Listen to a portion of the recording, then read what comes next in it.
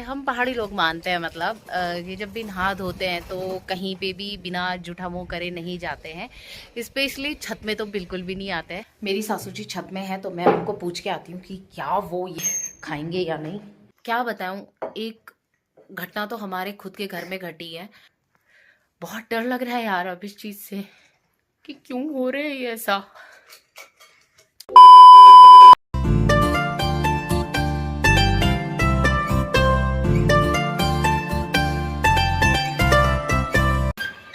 Hello hi से मैंने नमस्ते नमस्कार दोस्तों, मैं हूँ शीतल रावत रवाई घाटी के सुनारा गांव से।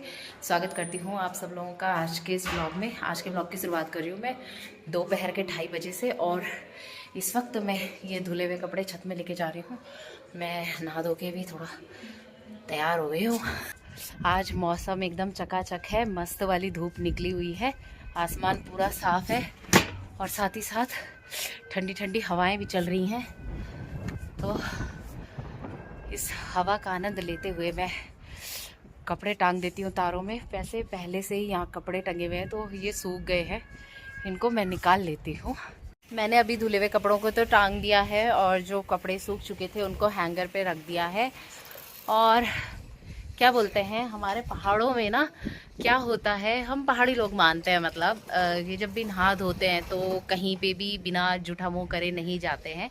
स्पेशली छत में तो बिल्कुल भी नहीं आते हैं। तो मैं भी अभी नहा धो के आई हूँ लेकिन मुंह जूठा कर दिया मैंने। और मेरे साथ ऐसा हुआ भी है, मतलब कभी कभी मैं ऐसे ही नहा धो के जब छत में आ जाती हूँ तो मतलब चीज़ें हुई हैं वैसे जैसे होता है ना कि कुछ लग वग जाता है तो तबीयत खराब वगैरह होने लग जाती है। तो मेरे साथ तो हुआ है ऐसा। तो मैं मानती हूँ इस चीज़ को, बल्कि डर ही लगता है कभी बिना खाए आ जाओ ना अगर छत पे तो ऐसा लगता है मैंने मुंह जूठा नहीं किया। तो ये चीज़ हमेशा फिर याद रहती है माइंड में। जब भी नहाते हो तो सबसे पहले मुंह जूठा करती हूँ मैं। और अपने बच्चों के साथ भी मैं ऐसे ही करती हूँ, उनको भी बिना खिलाए ऐसे कहीं नहीं भेजती हूँ। और हमारी मम्मी ने भी हमारे साथ ऐसे ही किया, वो भी हमको बिना खिलाए नहा धो के ऐसे कहीं नहीं भेजती थी। तो हमारे यहाँ ऐसे मानते हैं। तो आप लोग मानते हो ये चीज़ें या नहीं मानते हो, और आप लोग मुँह जूठा करके जाते हो नहा धोने के बाद कहीं पे भी, तो नीचे कमेंट बॉक्स में ज़रूर से बताना। हाँ चलो, तो फिर धूप सेकते ही सेकते हम इन कपड़ों को भी फोल्ड कर देते हैं क्योंकि खाली बैठना अपने नसीब में नहीं है। मैंने इधर कपड़े फोल्ड करके रख दिए हैं और इधर परीक्षा के दादू परीक्षा की साइकिल का सपोर्ट हटा रहे हैं और इधर श्री घूम रहा है। देखो हवा पंखा वाला बन गया। एक बार हवा आ जाती ना तो इससे चलता है। मेरा अभी ना कुछ नमकीन टाइप खाने का मन कर रहा था तो मेरे पास ये कच्ची मूंगफली का पैकेट था। तो मैं ना इसको यहाँ पे घी में भून के और इसमें ये देखो थोड़ा सा नमक डाल के मस्त वाली नमकीन बनाने वाली हूँ, मूंगफली वाली नमकीन। और मूंगफली वाली नमकीन मेरी फेवरेट है। मेरी सासू जी छत में है तो मैं उनको पूछ के आती हूँ कि क्या वो ये रोस्टेड मूंगफली खाएंगे या नहीं। किधर है किधर है?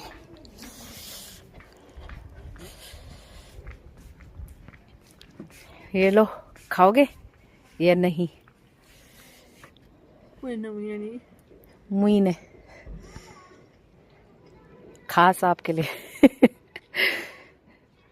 खा के देखो पहले, गरम गरम है। नमक हो रहा?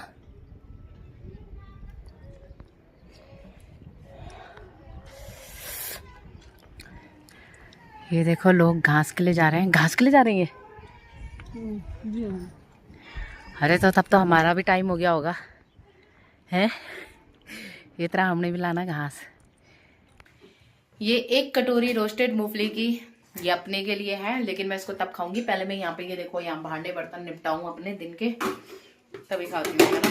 तो अभी नहीं जा रहे वहाँ घास काटने? नहीं अभी नहीं, पहले यही वाला काम निपटाएंगे अंदर का और फिर लगेगा टाइम तो तब जाएंगे। बड़ी मुश्किल से मैं किचन क्लीन कर पाई हूँ क्योंकि ना ये जनाब है ना जो उफ कितना चिल्ला चिल्ला के रोते हैं ये हैं। और अभी देखना कितना शांत होके बैठा हुआ क्योंकि गोदी में है। तो घास के लिए भी अभी जाना नहीं है क्योंकि ससुर जी ने सुबह ही ला दिया था घास। अभी मैंने फ़ोन किया था ससुर जी को कि घास लेने जाना है हमें, इसे को पकड़ो तो वो तो सुबह ला दिया था घास, और अब हम आराम से बिस्तर में बैठ के अपना ये रोस्टेड मूंगफली खाएंगे और इसको भी सुलाएंगे, ठीक है। कैसे देख रहा मेरा मुंह। मैं अभी आराम से बैठी थी तो मैं फ़ोन देख रही थी। अभी बहुत डर लग रहा है। अभी क्या बताऊँ मैं आप लोगों को। अगर आप लोग सोशल मीडिया में एक्टिव रहते हैं तो शायद आप लोगों ने बहुत सारी वीडियो देखी होंगी ऐसी, जिसमें लोग नाचते नाचते या चुपचाप खड़े हैं या चुपचाप कुछ खा रहे हैं और ऐसे ही उनको हार्ट अटैक आ रहा है। बहुत सारी वीडियोस ऐसे सामने आ रही है। और अभी हाल ही में एक दूल्हे को अटैक आया। वो घोड़ी में ही बैठा था और उसको घोड़ी में बैठे बैठे ही वहीं अटैक आ गया। मतलब चलो कोई कोई तो डांस कर रहे हैं तो चलो ये कि वो बहुत ज़्यादा एक्सरसाइज कर रहे हैं, इस वजह से अटैक आ रहा है। कह रहे हैं ना कोई कि ज़्यादा दौड़ो मत, ज़्यादा एक्सरसाइज मत करो, उस वजह से अटैक हो रहा है। लेकिन कुछ लोग तो एकदम शांत खड़े खड़े हैं, लेकिन उनको भी क्यों अटैक आ रहा है, मेरी ये समझ में नहीं आ रहा है कि ये जो अटैक चल रहे हैं ना, ये किस कारण से चल रहे हैं। अगर कारण पता चल जाए तो लोग बच सकेंगे, तो ज़्यादा से ज़्यादा अवेयर हो सकेंगे लोग कि भैया इस कारण से आ रहा है अटैक, तो उस चीज़ को अवॉइड करेंगे। पर वही समझ में नहीं आ रहा कि किस चीज़ से हो रहे हैं भाई ये इतने अटैक। कुछ वीडियोस में डॉक्टर्स बता रहे हैं कि जो कोविड के इंजेक्शन लगे थे, क्या बोलते हैं उसको,